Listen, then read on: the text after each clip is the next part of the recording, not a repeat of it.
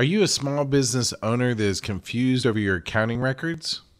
Accounting by Art can help you eliminate this confusion with a free initial one-to-one consultation. Art offers QuickBooks training seminars covering both QuickBooks Desktop and QuickBooks Online, as well as addressing your specific needs and questions. Visit accountingbyart.com and set up your free consultation today. If you're looking for high-quality ink for your home or office at a great price, CR Office Technologies Inc. has the ink you need at the price you want. Visit crofficetech.com. That's crofficetech.com to get the price, the quality, and the service you've been looking for.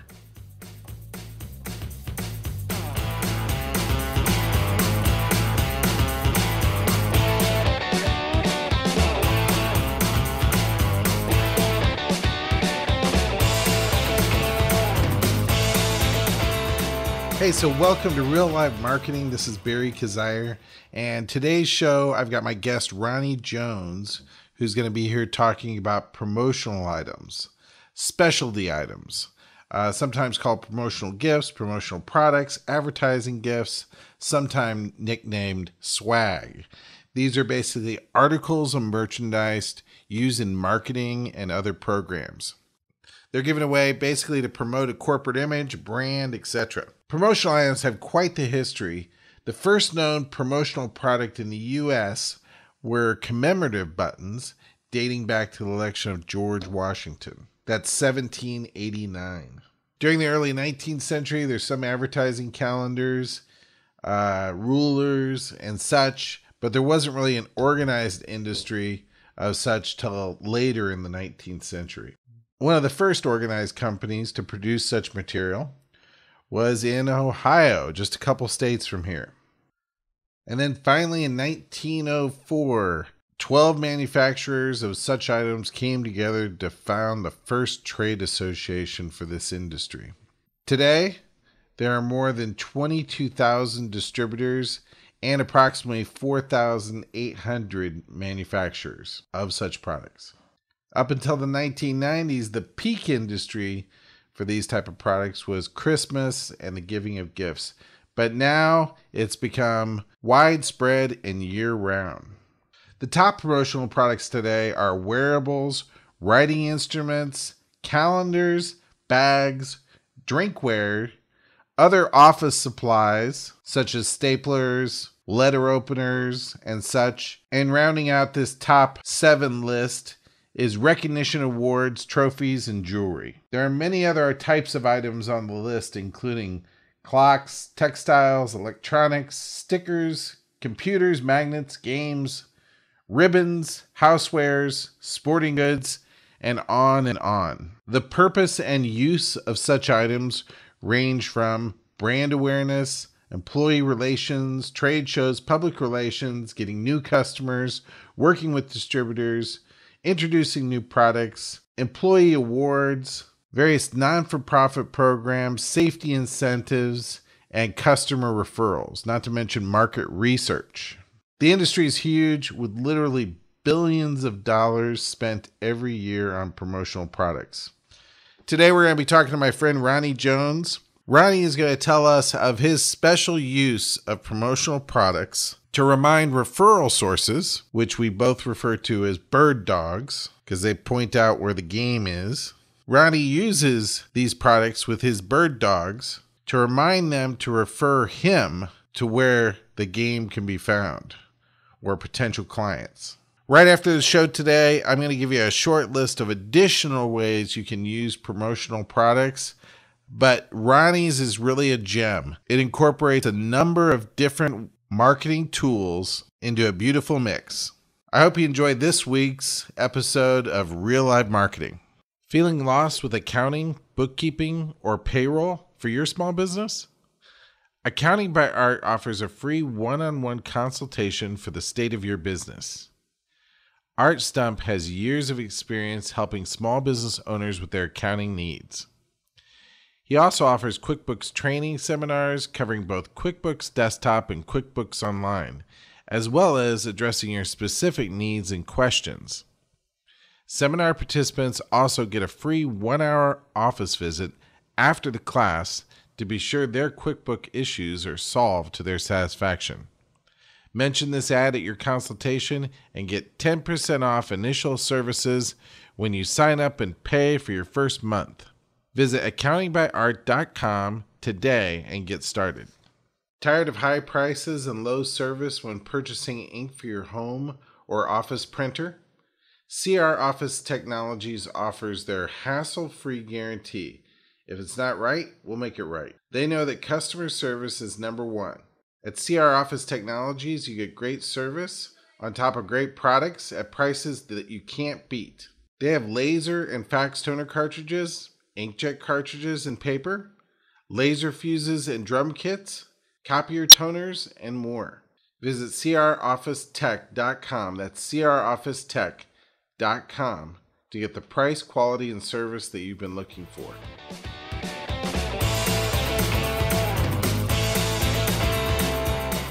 My friend Ronnie Jones here has a couple different businesses. He's going to tell you a little bit about those in a second. And he's joined us today to talk about specialty items. Another word for specialty items, because they keep saying specialty items, people look at me strange. They don't know what I'm talking about. Another word for that is promotional products. We're talking about those little pins. We're talking about envelope openers, cups, all those little bits and pieces that we send or give to clients or give away at trade shows. And we're going to talk about that and how he's used that to boom his business and get more business, and how you can use it the same way. Because I think Ronnie's story is pretty cool, how he utilizes it. And so here we go. Ron Dog. You're a Missouri native, right? No. No? No. Mostly, though. Mostly, but I wasn't born here. I was born in Texas. I didn't know that. Oh, yeah. We've known each other for so long. Oh, yeah. I was in Texas for quite a while, until the ripe age of 5. Wow. Yeah, and then I moved to Farmington, Missouri. Right. I grew up in Missouri. Yep.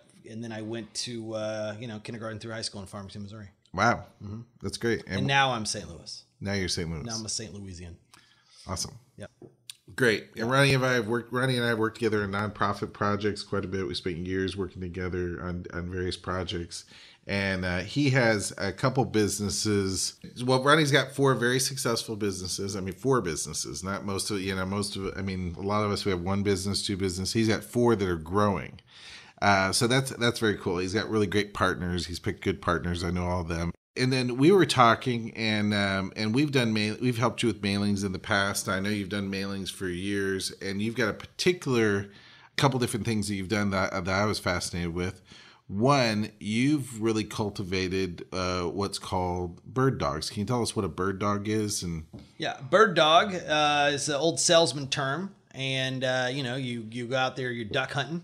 You got yourself a bird dog, and he goes out. You shoot the bird dog. He brings you the bird. Don't shoot the bird. Don't shoot the bird dog. Yeah. That's bad. Yeah, but you shoot the bird, and the bird dog goes and brings you it. Right. So a bird dog is someone who brings you business. Right. It's an old salesman. I didn't invent that. Word. It's been around before I was born. Mm-hmm. Old time salesmen. They have their bird dogs. Those guys who bring them clients. Those guys who bring them business. Okay. Good. That's right. Good. So, what's some examples in different industries? In roofing, for example, bird dogs are property managers can bring you business. Real estate agents can bring you business. Insurance agents can bring you business. Those are bird dogs, guys who bring you business. A type of bird dog in today's society, it's not really a bird dog, but it brings you business, is internet, right? Good. It's really a source of income, or source of business. Good. Probably anybody could have bird dogs. Oh yeah, everyone has bird dogs. Yeah. Believe it or not, everyone has bird dogs, unless you're like in a government job or something like that. But then, government entities, even the post office needs bird dogs. Sure. Even the post office has to advertise. But not every company, but every retail company where you're selling to the public, you definitely have bird dogs. Even the police have bird dogs. They call them snitches. That's true. All right, fine. So a bird dog brings or informants. Informants. So, right. That sounds nicer. Yeah, I think so. All right, fine. Okay, good. All right, good. So Bird Dog points out somebody who's a prospective client. Yeah, they bring it to you. They tell you their name. They say, hey, this guy, like a very good bird dog for an insurance agent would be a real estate agent.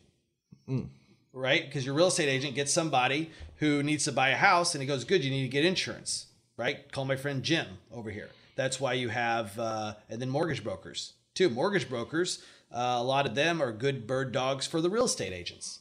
Because someone goes, usually the case is sometimes people go get the real estate agent first and then they need to get a loan. But a lot of people go and say, I'm going to get qualified for a loan first. And then once they get qualified, they need a real estate agent, So you see like your B&I groups, right? And your different referral partners groups, you'll have these guys who bird dog really well with other different industries, They're just natural fits. Natural fits. Your insurance agents, real estate agents, mortgage brokers, there's some very good ties there. So like in roofing, if there's like storm damage, you might have a particular real estate guy or insurance guy who's kind of like, he's your guy in that area and he would send you the business that he has from that zone. Exactly. He would say, hey, my client has a damaged roof. Maybe I don't know if it is, maybe they shouldn't make a claim. I don't know, but I want you to talk to them, roofer, and see if they, have damage. If they do have damage, we can make a claim. So he brings the business to the roofer, and the roofer does a service for the agent because you definitely don't want to file unneeded claims. So that's a bird dog relationship between an insurance agent and a roofer. Great. Interesting. So like, well, that makes sense. I mean, that's like today they call it referring and networking. Like I had somebody who bird dogged me a website just a week or so ago. Sure. A friend of his, it was just somebody I developed a good relationship with. They were pretty tight with him.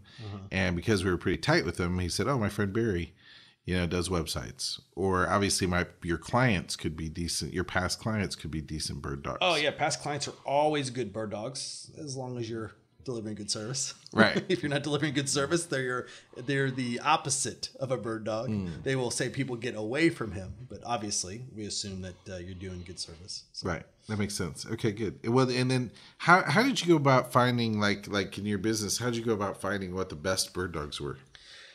Well, actually, I just, I've done it time and time again in every business. You go through, you do all you can to get business, right? And then you start kind of seeing how certain things evolve, right? You start seeing, oh, I'm getting a lead from that person, right? Like first and foremost, every lead that comes into your business, you better find out. And then whatever you see, getting more, as more of a source, right? If you're starting to get, a lot of business from Ed, right? You'll know that Ed is someone who you probably need to start focusing on because Ed's bringing you a lot of business. Or if insurance agents are bringing a lot of business, you probably should focus on that. If internet's bringing you a lot of business, you probably should really focus on that.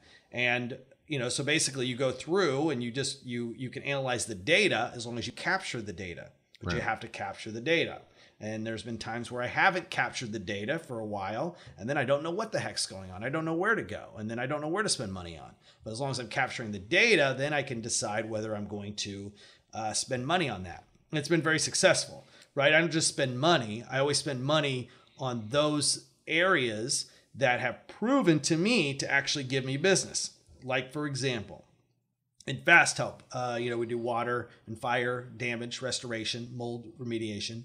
And we got put on this referral thing called Angie's List. I don't know. It has like 40,000, 50,000 members in the St. Louis area. Sure. We got put on it. And then Angie's List wanted to call me for some advertising. I'm like, no, I'm not going to pay for advertising. I'm on it now. Thank you. Someone, because basically what it is, it's a third party referral site where someone can put your company on there and give them referral. We got a good referral and they're like, hey, you should advertise with us. I'm like, well, no, I'm not going to spend money on that. But what happened was I started getting more and more leads from Angie's List because regardless if you pay for it or not, you're still on the site. So people were looking at my good reviews and they started calling me. And I'm like, wow, well, actually, maybe I do need to spend money on them. So it was proved to me that I need to spend money on them. So at that point, I started spending money on them. And now Fast Help is the number one name on Angie's List for water and fire restoration. That's great. Yeah. So you basically took what was a good bird dog line and you strengthened it. Right, exactly. That's the exact word to use. You strengthen the bird dog line. You should look at, if you have an advertising budget, you should look at what your bird dog line is, and you should pay according to that.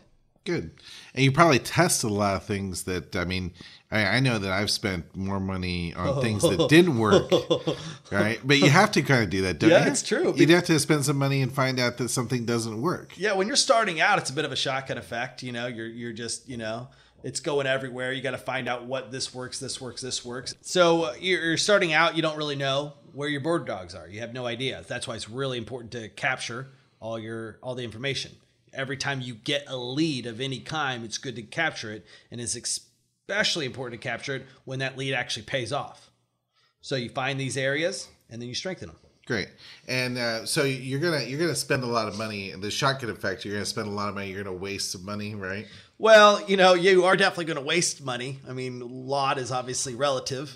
Hopefully you lose less than you did, but I know a lot of people who spend a lot of money on various things. I know I've spent a lot of money. I mean, I spent a lot of money on Yellow Pages. I mean, right. I spent $100,000 on Yellow Pages in the past, a lot of money. And it was not a good bean investment for me. When you do the analyzing, I don't know, the analyzation's a word. It's a word. Sure. You made it up just now. That's right. Maybe it gets edited, maybe it doesn't. Yeah. I don't know what's getting edited. It'll make it into the Oxford. I'm sure. So anyway, you analyze the data, and then you find out. I analyzed the data long ago about Yellow Pages, and it was bringing in a lot of business. However, how much business was it bringing in versus how much was it costing me? And it was not good. It was very, very sad. But if you don't analyze the data, you might feel like I'm doing well overall. It must be from the Yellow Pages, but it wasn't. I analyzed the data and found I was getting a lot more business from insurance agents, and I was spending a lot less money getting that business in. Okay. Well, that makes sense. So I've tested a lot of things. Testing's part of it. Sure. Yeah, you got to test different things to find out whether it works, and hopefully you test within sort of you obviously don't pour out a whole campaign as a test. Right. Yeah. And to me, there's no such thing as a sane gut feeling. It's in the data, right? You don't advertise with your gut.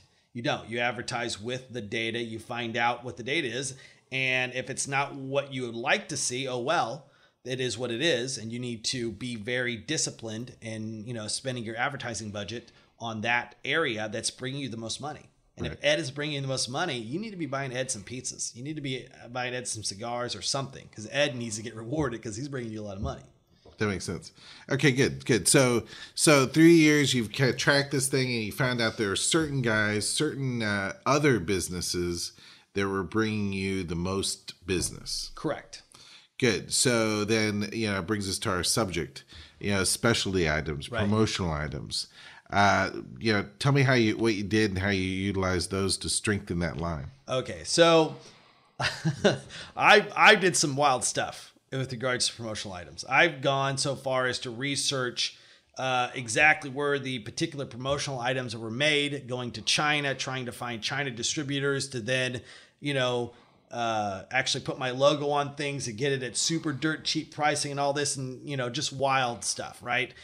To no avail, right? So I basically went through and I found a pretty good supplier, discountmugs.com, which okay. I really, really like. We'll put that in the show notes. We'll send some business their way. Yeah, I don't have any affiliation with them other than I give them money. Sure. And sometimes a lot of it. Okay. And they give really good products, and their customer service is very good. And if there's a mess up on a thing, they'll make new stuff for you. They're not perfect, but they do the best to figure it out. And their prices are fantastic. So they have 400,000 square foot facility down in Florida. They make a lot of stuff right here in the US, which is good. And they just churn out a lot of stuff. And I really like them. And that's who I've found out to be one of the most economical places to go. And there's only certain promotional items I really like. There's a lot of promotional items, 1,000,001 different types of promotional items, but I want the ones that are going to give me the most bang for the buck. I want ones that are not going to be thrown away. I want the ones that are going to stick around. And sometimes they literally stick around. I like magnets. I really, really like magnets. You give somebody a magnet and they don't want to throw it away. I get magnets. I don't really necessarily want to throw away. I stick them on the fridge. right? Well, I've got a lot of business from people just like, well, it was on the fridge. It was in the fridge in the break room. It was on the fridge. So I just called it. I don't know. You sent me this magnet. I didn't want to throw it away. So I just stuck it up, right? And I've gotten tens and tens of thousands of dollars from a 30-cent magnet. Wow. That just, happened to be stuck on a fridge somewhere. So I really like magnets. I really like mugs, right? Discount, and I really like oversized mugs, and I like quality mugs, because coffee mugs. Oh, coffee mugs. Totally coffee mugs. So I like big 16-ounce coffee mugs that, someone, it's a quality. I don't like the cheap little mugs because next to the mugs that I buy, they look like cheap little mugs. So I get the bigger oversized mugs and I give them out to people, and I like them to keep them on their desk and that sort of thing. I've gotten all kinds of different mugs. I've gotten travel mugs. I've gotten stainless steel coffee mugs. I really have gone through a lot of different styles, and I really like the oversized ceramic coffee mugs. That's what I really like. That's what I've found works the best. That's what I get the best reviews from. A lot of people like to, microwave stuff. You can't do that with a metal. Yeah. You can't do that with a metal mug, so it doesn't work out too well. And it's something they're going to keep on their desk, and if it's nice and it's big, that it'll actually add a little aesthetic value to their desk. Wow. Yeah. That's great. So then how do you deliver this stuff? I mean, those mainly the main items. I mean, you mentioned letter openers too, I think. Yeah, I did letter openers as well. Yeah. That worked well? Yeah, it worked well. It was good. I liked letter openers because I try to get out many promotional items as possible, right? I don't think of in terms of getting out 50, 100 promotional items. I think of getting out 1,000, 10,000 promotional items, right? So I like to figure out how can I get out as many as possible. Well, obviously mailing them is the best, but you can't, mailing a mug is not cost, it's prohibitive. Mailing a mug, it's like $3 or $4 to mail a mug. It doesn't work. So mugs and things like that, you deliver in person, you have a conversation with people, and those are the kind of items that you deliver in person. Pens as well. The only two items that I felt that I found that were really good for mailing would be the letter openers and magnets. Okay. Those are the two items that I've mailed out by, tens of thousands. And you deliver like thousands of mugs? Well, we haven't delivered thousands of mugs, but I've definitely delivered hundreds of mugs. Okay. Well, I mean, by this time, I'm sure I've delivered thousands, but it takes a long time to deliver a lot of mugs. Right. But I do like mugs to, especially to those guys who keep giving you business. I just like to, flood them with as many promotional items as possible, and pens as well. Oh, really? Nice pens. Great. I don't like to get cheap pens. I want a pen that they're going to be like mad if it gets lost. I want that pen. Right. Anything else you do to acknowledge your bird dogs? Oh yeah, all the time. I like if it's in my business, there's not a lot. You can't like kick them back $50. The insurance agent gives you a lead that what they really want is you to take care of their client. They don't care about the $50. They want to make sure that if they send a client your way, you're going to take care of them because that client is worth a lot more to them than $50. However, I do give them the satisfaction survey or success story of the client saying Ronnie was awesome, right? With some cookies or something like that. Okay, good. That's nice. Okay, Yeah. Good. So that really pays off. Yeah, it really pays off. People are like, wow, you really took care of my client. You were just all about service. I gave you my client's name and number, and they had this problem. You took care of them. They wrote you a very good, referral letter, and then you brought me the referral letter with cookies. Come on. I would love that if someone did that to me. That's awesome. Yeah. I mean, and you're talking about like in what you're doing. I mean, that can mean that next job that you might get from that same guy because you took care of him and you took care of his client. I mean, that could be worth thousands and thousands of dollars to you. Yeah, it could be worth 10,000. It could be worth 100,000. Right. You never know. I mean, it's definitely happened. Right. That's fantastic. So, okay, good. Well, and then let me ask you this. What's the biggest sale that you've gotten from a specialty item, from delivering a specialty item? Wow, the biggest sale. I don't know. I mean, it's hard to say directly. I would say 50,000 easily. One time we almost got a $250,000 sale from a magnet. Really? Yeah, that happened to be stuck on someone's fridge. It's a $250,000 roof. And we're like, how'd you hear about us? I was in the break room and I was told to get a roofer and I saw your magnet. It was on. It was like, wow. We ended up getting some work, not the full thing. They haven't. They had a warranty, and they ended up getting the person who actually had to do the warranty to fix it. Sure. So we would have gotten the roof had they not found a way to get it to where they didn't have to spend any money because it got fixed per the warranty. But that would have been cool. Yeah, that would have been cool. But definitely, I've definitely received, I've definitely received $30,000, $40,000, $50,000 jobs, from specialty items. For magnets and yeah.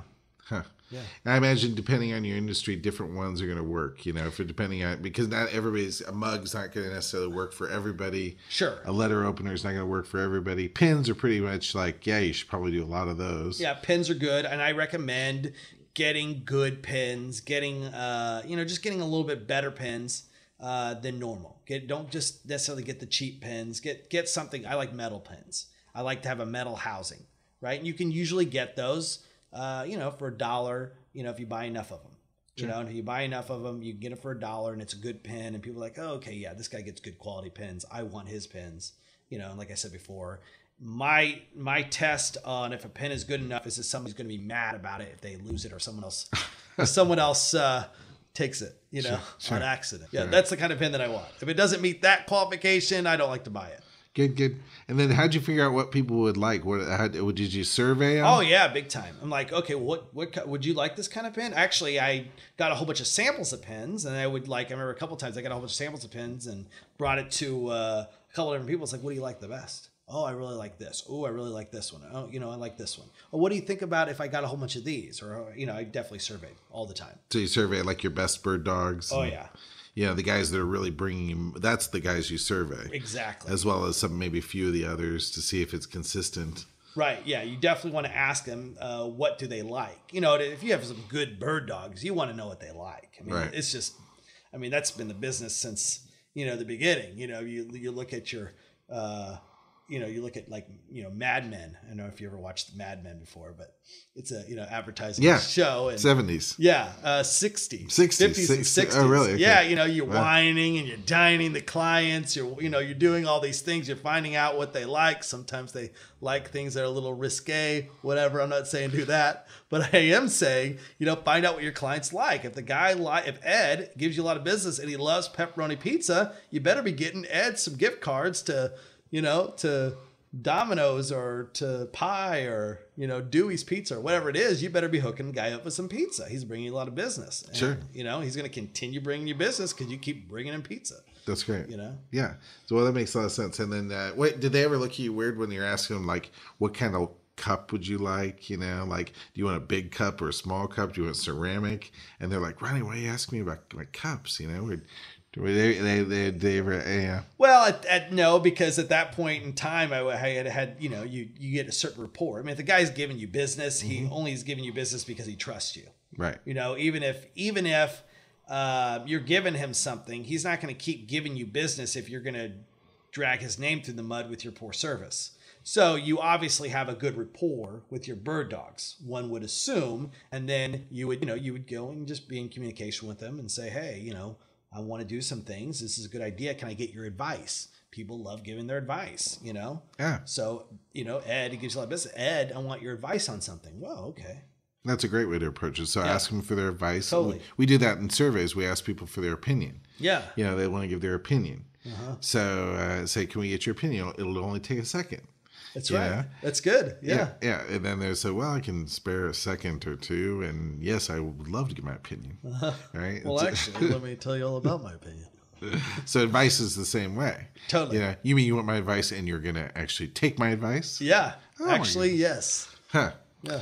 That's fantastic. Okay, good. All right, well, good. So then, are there any main tips that you'd like pass on to our guys that want to utilize specialty items for their bird dogs? Like some hardcore rules on utilizing specialty items with your bird dogs that you want to just punch up for our listeners out there. Some hardcore. Other than what I said, don't give specialty items to guys who have not proven themselves as giving you business. You know, I mean, if you want to, you want to do some, cheaper type stuff to give them, that's fine. But I wouldn't be going out and spending, several dollars for a cup and then giving it to guys who have no chance of ever giving me any business. Like, don't send them, like, if firefighters, firefighters never sent you business, so you're not going to hand out cups to them. You're going to hand out cups to insurance guys, because insurance guys are actually sending you business. That's right. Yeah. And so whether they've given you business or not, that type of person is the right person to give away your item to. Is that what you mean? Right. Yes. Like if insurance agents have proven to giving me business, even if, Jed Thompson, this insurance agent, has never given business, I will still give him an specialty item because I know insurance agents in general give me business. Whereas firefighters maybe no. Well, actually, as an example, I'm just saying, firefighters actually have given me business before. So, I remember one year I went out and brought hams to all the firehouses. Oh, really? Yeah, I went out and got. There's a place here in St. Louis that I forgot the name of it, but they have hams, right? They're really well known, but their name escapes me. Yeah. And it was we basically went out and spent money on hundreds of hams and brought them to all the firehouses. Great. Because firehouses were giving us business because we do board ups. We were doing a lot of board ups at the time, and of abandoned buildings, or damaged buildings. Of damaged buildings, okay. Yeah, because a fire would happen, the firemen have to break open windows, but they don't want to leave it like that, so they call us out, and the insurance company pays us. But sure. Anyway, so it just so happens that yes, we did give specialty items, hams, to firehouses. Great, all right, good. Well, but you wouldn't give a specialty item to a grocer. Because grocer never brings you. Grocers have never brought me any business. Those grocers, All right, sorry. All about those grocers and their freezer, the grocer's freezer. Right, exactly. Any other people that have never brought you business? Table makers. I'm sitting in front of this table. Have never brought me business. So you would not waste money on a specialty item with a table maker. I wouldn't. Table makers might give other people. Give the items to the type of guy that would give you business. Right. Good. Any other hardcore rules? No, I don't think so. Other than just watch where you're spending your money. Watch where you're spending your money. There's 1,000,001 different ways to spend money on advertising. Spend your money on the ways that are going to give you the most return. Good. It's real simple. Yeah. Watch your statistics.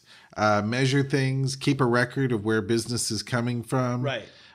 Be sure to survey your people to find out what kind of items. Don't go cheap. These are kind of Don't go cheap. Yeah. If you're going to go out and get something, don't go cheap. You want to give something that's nice, that someone actually cares about, they actually want. And with the statistics thing, if you are not recording the source, then I don't care how smart you are or how smart you think you are, you will get it wrong. Time and time again, you will get it wrong. You will forget. You'll like, well, who gave me the business or who's giving me the most business? I have a feeling that Jim's giving me the most business, right? Because Jim maybe talked the loudest or whoever knows, but Ed's the one giving you the business, but you may be not recognizing that because you haven't recorded every single sale and where the source of that sale came from, or every single lead and where the source of that lead came from. Great.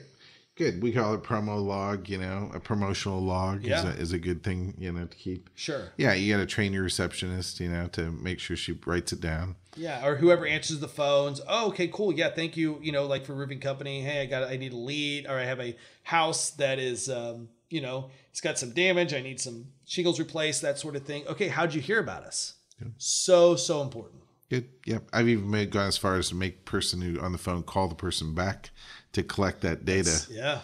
Because it's that valuable. Oh yeah, it's that valuable. And that's a good way to train them too, because they don't really want to call them back, so they're like, oh, I have to call them back, That's right. That's right. Yeah, you have to call them back. You should just collect the data the first time. That's right.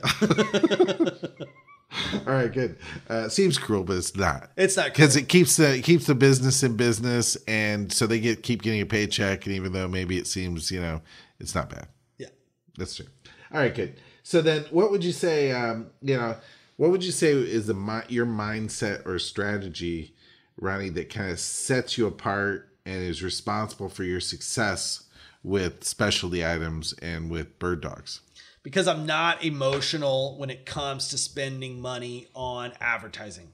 I don't get emotional about it. I find out what the facts are. I don't let anybody sell me, right? I let the facts sell themselves. right? And when the facts sell themselves, I spend a lot of money on promotion, and I will continue to spend a lot of money on promotion, but I won't do it unless I proved to myself that's what I spend money on.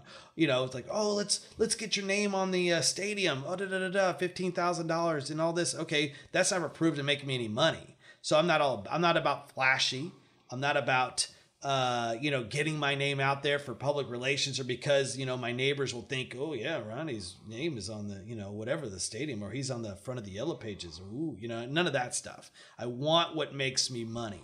That's all that matters to me. So I'm very unemotional about it. And I think that's very important to be. Great. You're interested in facts and figures. Facts and figures, man. All right, you're what we call in sales biz a pro buyer. That's right. I am a pro buyer. So that's good. That's good. Stats tell the tale. It does. All right, great. Well, good. Awesome, man. Well, thanks for joining me, and thanks for joining us and telling us about specialty items. We'll include in the show notes where, discount mugs. And if you figure out where that ham place is, canned hams, baked ham. It was some kind of ham place. It's in South City. If we'll find the name of it, we'll put it in the show notes, great. So that they can get some business too for the holiday season. It's coming up, man. Yeah, that'd be great. And they make a good ham, killer ham. I mean, I brought it to the firehouse. They're like, oh, Miller ham. That's what it is. Miller ham. Great. I'm almost positive it's called Miller ham. People are like, oh, a Miller ham. Ooh, Awesome. Thanks for coming. All right. Is your website working for you? Is your website getting you results? Do you get daily or weekly leads? You should be. If you're not getting the leads that you need, it's time to reevaluate your website. Get our professional website evaluation. Go to reallivemarketing.com and sign up for our professional website evaluation. Let's get this done today and bring your website up to where it needs to be. Okay, great. That was a fantastic interview. Really amazing. You should be able to put that information to use with your best referral lines. Now, hey, as promised, I've got a short list for you of additional ways that you can use promotional products. One, the simple, obvious one, is brand awareness. If you've got the money to spend, putting together little products that people carry around that really bring your brand name home is very much worth it. People have a lot of noise to deal with out there. And the fact that they're looking your name again and again on a product, even for a week or so, like say a pin that you've given them, will help drum in your name as a potential source for the items that they need. Employee relations and morale. This is a great place to use promotional products. If your employees end up wearing a shirt off hours that has your company name on it, this can open up these individuals as potential referral points. They know a lot of people, and I guarantee it, every single one of your employees knows someone who could use your product. Trade show traffic generation. Giveaways at trade shows are an obvious way to use these type of items, and they help to accomplish further brand awareness as mentioned earlier. Incentives for promotional programs. Let's say it could be for sales incentives, quality programs, anything that you want to attach an incentive to in your organization is a place where promotional products could be used. And depending upon what it is, you may want to go for some of those more expensive promotional products, say an iPad inscribed with your company's name on the back. Referral awards, special awards for referrals. People who refer you to your company are extremely valuable. Giving them a special acknowledgement, a special gift that's only for them is extremely valuable. Not only for them, they consider it valuable, but for your company in the long run. So hopefully you've got some great ideas from today's show. We'll see you next week. I'll look for you again for some more real live marketing.